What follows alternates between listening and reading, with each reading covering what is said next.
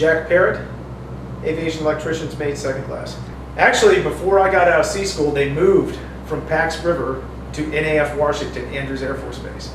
So by the time I got to the squadron, they had already moved from Pax River to Andrews Air Force Base.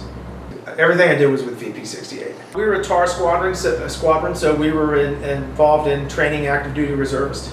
And being an active duty personnel, when I first got to the squadron, you go to C school to learn about the aircraft and you get all excited about working on a P-3 Orion, and then when you get to the squadron, the very first thing you end up in is the line shack, where they end up making you do fuel samples and dailies on aircraft, ground equipment, taxiing airplanes, moving them in around, things like that.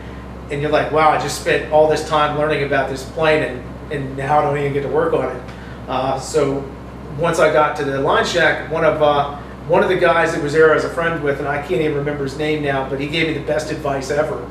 He said, if you want to get out of the line shack quickly and get to your work center, every time we're not doing anything, go to the work center and work for them.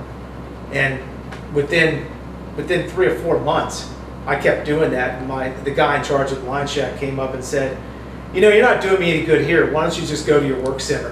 And I was like, hey, it worked. So then, I got to go to the work center, and I got to actually do the work that I was trained to do, which was exciting. Our primary goal was to work with the reservists, but we got to go on deployment, once a year to Rota, Spain for a month. That was the one trip that everybody took in the squadron. But then there was always deployments to other places. I got to go down to Brazil. Once I got to the work center, I was able to work myself up to being QA certified and then work center supervisor. And once you had those certifications, then you could actually go on deployment to different places.